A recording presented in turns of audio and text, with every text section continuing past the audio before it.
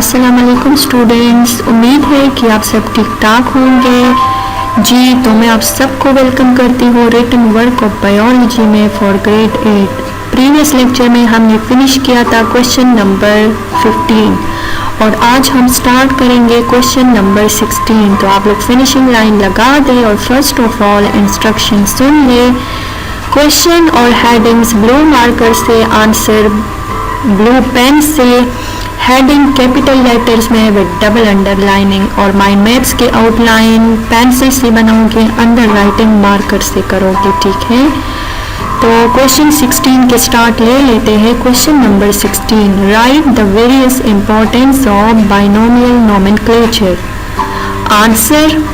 Answer के बाद mind map की तरफ जाते हैं। तो आप लोग हेडिंग दे दें माइंड मैप का, ठीक है। तो माइंड मैप मैंने आप लोग के लिए इस पेज पे बनाया है। माइंड मैप आप लोग बिल्कुल नीट और क्लीन बनाओगे। कंपास ले ली या रूलर उठा ले और ब्लॉक्स बनाए या सर्कल्स बना दे और यहाँ पे लिख के इम्पोर्टेंस ऑफ बाइनोमियल नोमेनक्लेचर और यहाँ पे इनकी समरी लिख के इम्पोर्टेंट पॉइंट्स लिख के definite names, role in classification, genetic relationship बताता है, इजी टू स्टडी यानी प्लांट्स और एनिमल्स को स्टडी करना आसान हो जाता है। इसके अलावा ये हमें यूनिवर्सल एक्सेप्टेंस देता है, मीन के सारे जगहों पर हम इनको इसी नेम से पुकार सकते हैं, मीन के इनका एक जनरल नेम होगा, ठीक है। तो यहाँ पे आप लोग के पास आ गया यूनिवर्सल एक्सेप्टेंस। जी तो माइंड मैप आप लोग किसी भी डिज़ाइन का बना सकते हैं, आप लोग को जो भी तरीका आता है, लेकिन नीट और क्लीन बनाना है। इसके अलावा ये एरोस कंप्लीट आप लोगों ने लगाने हैं। रूलर से आप लोग सिंगल एरो भी लगा सकते हैं, ठीक है। तो चले आंसर की तरफ जाते हैं। फर्स्ट जो है आप लोग हेडिंग दे दी, ठीक है। क्वेश्चन नंबर 16 की तरफ जाते हैं। क्वेश्चन आप लोगों ने लिख दिया और इसके अलावा माइंड मैप भी आप लोगों ने बना दिया, ठीक है। तो चलिए अब आप लोग लिख के आंसर और हेडिंग दे दी ब्लू मार्कर से importance of binomial nomenclature. First of all आप लोग लिख के क्वेश्चन नंबर 16, इसको जूम कर दूँ आप लोग के लिए, ठीक है। क्वेश्चन नंबर 16 को लिखने के बाद आप लोग आंसर लिख के और आंसर के बाद आप लोग माइंड मैप बनाए, ठीक है। हेडिंग दे दे माइंड मैप और इसके बाद हेडिंग दे इम्पोर्टेंस ऑफ बाइनोमियल नोमेनक्लेचर। तो पेन उठाए सब in binomial nomenclature a single scientific name is used in the whole world, ठीक है। और भी जूम कर दूं कि आप लोग को क्लियरली दिखाई दे। It simplifies the study of species, the generic name is common to all of the species of a particular genus because they all show common features of resemblance, ठीक है, with one another. The specific name is based on certain definite characters and specific characters which differentiate the individual of a particular genus from one another. Heading दे दी blue marker से example, Canis familiaris is the name for dog, ये dog का zoological name है, whereas Canis lupus is the zoological name for wolf. The first name Canis shows that these species are in the same genus. दोनों का genus same है लेकिन इनका species different है। Now importance का heading दे दे और double underlining capital letter में और blue marker use करे। The following are the importance of binomial nomenclature. First of all is definite name. One को आप लोगों ने नोटबुक के मार्जिन लाइन के अंदर लिखना है। These names are mean definite, are more definite and precise than ordinary names. Number 2 is universal acceptance. Heading है तो blue marker से लिखना है being generally in Latin, they have a universal acceptance by people of all languages. Third one is indicate generic name relationship. They indicate the generic and evolutionary relationship of individual animal and plant. Fourth one, notebook की margin line के अंदर marker से लिखे और heading दे दे easier to study. They are usually easier to study than the long description on animals and plants. The fifth one is role in classification. They have role in the classification of organisms.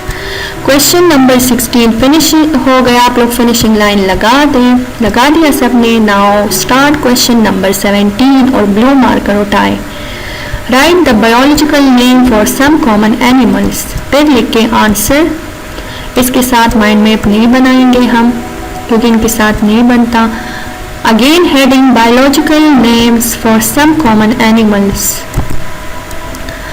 आप लोग notebook पे इसी तरह lines लगा दी 3 lines.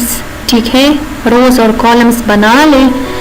यहाँ पे लिख के लोकल नेम, सेकेंड कॉलम में लिख के इंग्लिश नेम और थर्ड कॉलम में लिख के zoological name and botanical name. मक्की local name, English name housefly, and zoological name is Musca domestica. Musca is the genus and domestica is the species. Number 2 is giraffe, Giraffa camelopardalis.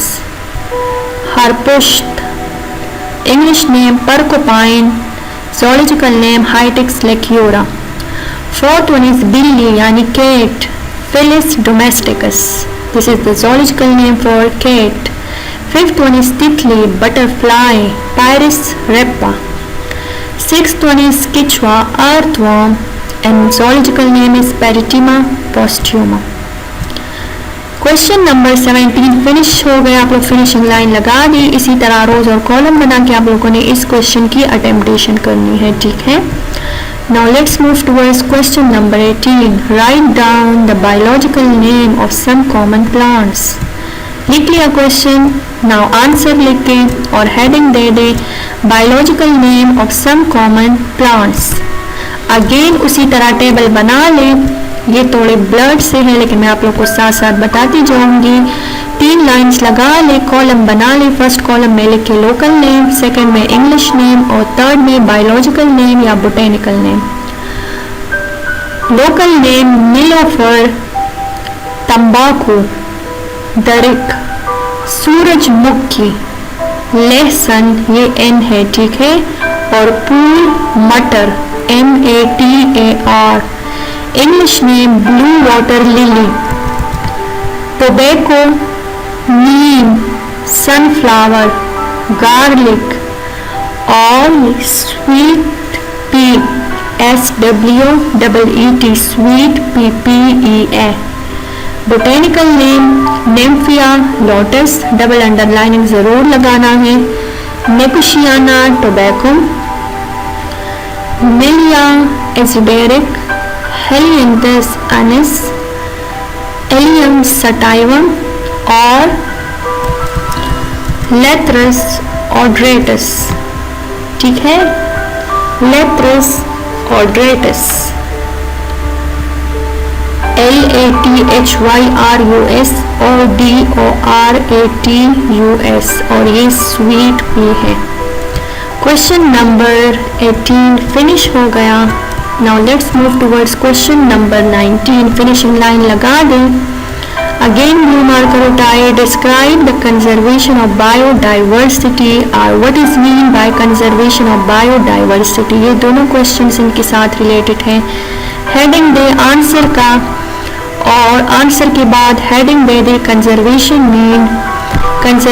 mean to use the resources such as plants, animals and minerals and water in a sensible way. Second heading is biodiversity mean. It means the variety of organisms present in different ecosystems. Conservation of biodiversity. The steps taken for saving the biodiversity on the earth are termed as conservation of biodiversity. Now explanation. Nature has gifted us with natural resources like water, soil, etc. Conservation of biodiversity and other resources is necessary to fulfill the needs for present generation as well as for the future generation. Again heading blue marker और capital letters में लिखना है we need to make wise use of these resources so that their balanced state is maintained. Again heading imbalancement, तो आप लोग blue marker से लिख के कैपिटल लेटर में वे double underlining any imbalancement would lead to the shortage of these resources which will create big problems for our next generation. So therefore resources must be maintained, balanced or conserved. Tree plantation heading using blue marker double underlining planting of trees mean maintenance of green environment, oxygen, carbon and nitrogen cycle. Deforestation by uncontrolled cutting of trees mean danger of greenhouse effect and soil erosion. Again heading conclusion using blue marker और capital letter में लिखना है Therefore, we must appreciate efforts to conserve our forest by wise exploitation of these resources and to plant forests such as Changamanga Forest near Lahore, Haniwal Shisham plantations and Malakan Social Forestry plantation. Question number 19 finish हो गया. Question number 20 इंशाल्लाह next lecture में start करेंगे. Copy बिल्कुल NEET और clean लिखनी है. Mind maps भी बिल्कुल नीट बनाने हैं.